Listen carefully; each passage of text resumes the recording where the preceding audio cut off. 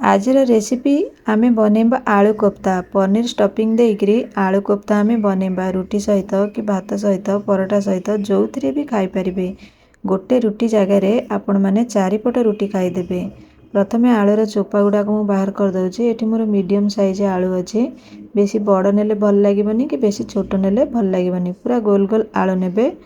आमर कोफ्ताटी सुंदर देखा जिबा सहित टेस्ट मध्य भल लागिबो। ता पई प्रथमे मु मसला एठी रेडी कर दउछि।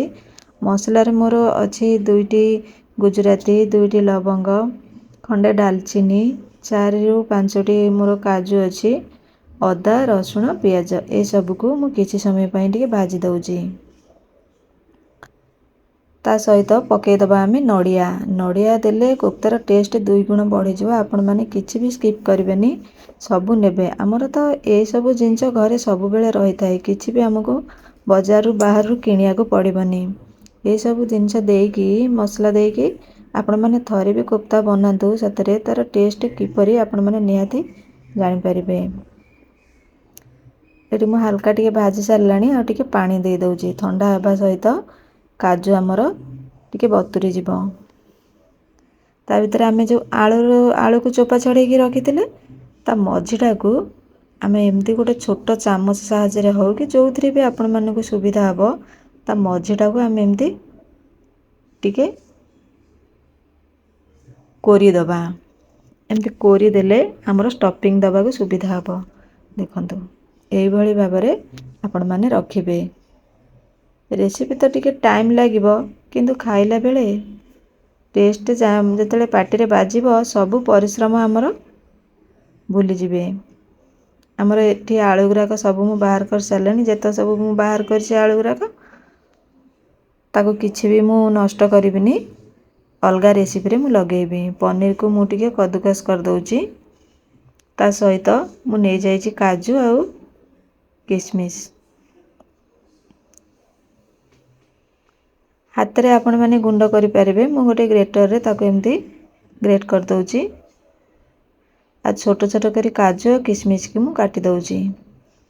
एथिरे बेसी भी किछि मसला हमर दरकार नै। कम मसला रे हमर गोटे हेल्दी रेसिपी बनि जिवो। पकई दउछि मु काजू किशमिश पकई दउछि। अल्प किछि गाजर पकई दउछि। गाजर टा टोटली ऑप्शनल अछि। स्वाद अनुसार लूण पकई दउछि। आ टिके चिली फ्लेक्स आ धनिया गुंड हाफ चमची पूरा छोट हाफ चमची ताको सब को मिक्स कर दउछि। आमे जो आलू टा को रखिथिले से आलू सहित आमे आकु स्टफिंग दबा।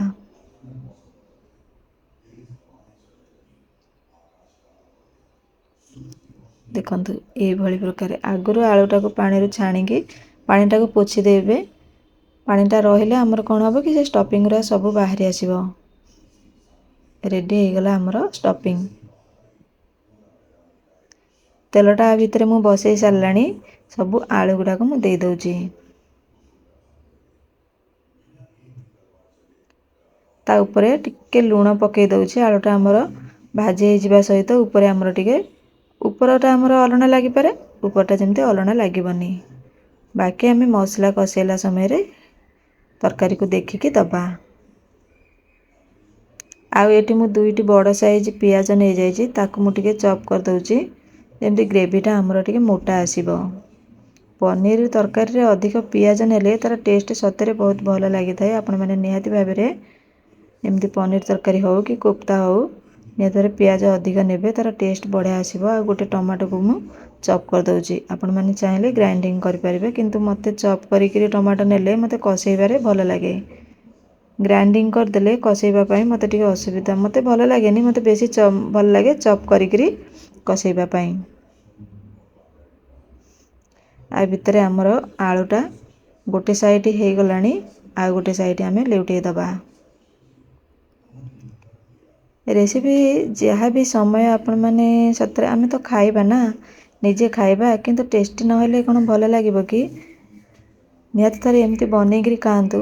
समय तो निश्चिंत भाबरे लागिबो किंतु खाइला समय रे सब परिश्रम आपण माने भूली जिवे। मु सत कहूछि विश्वास करि परिबेनी आलू कोफ्ताटी एते टेस्टी ଆପଣମାନେ ଥରେ ତ ବନେଇଲେ ବାର ବାର ବନେଇବାକୁ ମନ କରିବେ। ପିଲାମାନେ ତ ଆପଣଙ୍କୁ ବାଧ୍ୟ କରିଦେବେ ବନେଇବା ପାଇଁ। ଏଠି ମୁଁ ଟିକେ ଯେଉଁ ତେଲ ବଞ୍ଚି ଯାଇଥିଲା ସେ ତେଲରେ ମୁଁ ଟିକେ ବଟର ଦେଇଦେଇଛି। ତା ସହିତ ମୁଁ ପକାଇ ଦେଇଛି ପିଆଜ। ଆଉ ଏଠି ମୋର 2 ଚାମଚ ଛୋଟ 2 ଚାମଚ ହେବ ଦହି। ତା ସହିତ ମୁଁ ଦେଇଦେଉଛି ଜିରା ଗୁଣ୍ଡ, ଧନିଆ ଗୁଣ୍ଡ, ଲଙ୍କା ଗୁଣ୍ଡ, ତାକୁ ଟିକେ ମିଶାଇ ଦେଉଛି। ପିଆଜଟା ଭିତରେ ମୋର ହାଲକା ଭାଜି ହେଇଗଲାଣି। ଆମେ ଯେଉଁ ଟମାଟୋଟାକୁ ରଖିଥିଲେ ଟମାଟୋଟାକୁ ମୁଁ ପକାଇ ଦେଉଛି ହଳଦୀ ଗୁଣ୍ଡ। ତାପରେ ଆମର ଯେଉଁ ବଟା ମସଲାଟା এই ସମୟରେ ମୁଁ ପକାଇ ଦେଉଛି। ଅଳ୍ପ ଟିକେ ପାଣି ଦେଇ ଆମେ ତାକୁ ଭଲସେ କଷେଇବା। ତାପରେ ଆମର ଯେଉଁ ଦହିଟା ମୁଁ ରଖିଥିଲି এই ସମୟରେ ମୁଁ ଦହିଟା ଦେଉଛି। এই ସମୟରେ ଆପଣମାନେ ଚାହିଁଲେ ମିଠା ଟିକେ ଦେଇପାରନ୍ତି। ଯଦି ଦହି ଖଟା ହେଇଥାଏ ତାହେଲେ ମିଠା ଦେଇପାରନ୍ତି ଆମର ଖଟାଟାକୁ ବାଲାନ୍ସ କରିବା ପାଇଁ। ଆମର ଟମାଟୋ ପଡ଼ିଛି, ଦହି ପଡ଼ୁଛି, ଅଳ୍ପ ଟିକେ ମିଠା ଦେଇଦେଲେ ଆମର ଖଟାଟା ବାଲାନ୍ସ ହେଇଯିବ। ଫୁଟିଗଲାଣି ଆମର ମସଲାଟି। ମୁଁ ଏହି ସମୟରେ ଆଳୁ କୋପ୍ତା ଗୁଡ଼ାକ ପକାଇ ଦେଉଛି। ଦେଖନ୍ତୁ ତାର ଫାଇନାଲ ଲୁକ୍ଟା ଆପଣମାନେ ଦେଖିକରି ଜାଣିପାରୁଥିବେ। ମୁଁ ଲାଷ୍ଟରେ ପକାଇ ଦେଉଛି କସୁରୀ ମେଥି। ଦେଖନ୍ତୁ କେତେ ସୁନ୍ଦର ଦେଖାଯାଉଛି। ଭିଡ଼ିଓଟି ଆପଣମାନଙ୍କୁ କିପରି ଲାଗିଲା ମୋତେ କମେଣ୍ଟ ବକ୍ସରେ ଜଣାଇବେ। ନୂଆ ଥିଲେ ମୋ ଚ୍ୟାନେଲକୁ ସବସ୍କ୍ରାଇବ୍ କରିବେ। ଭଲ ଲାଗିଥିଲେ ଭିଡ଼ିଓ ଛୋଟ ଲାଇକ୍ଟିଏ କରିବେ। ରହୁଛି, ନମସ୍କାର।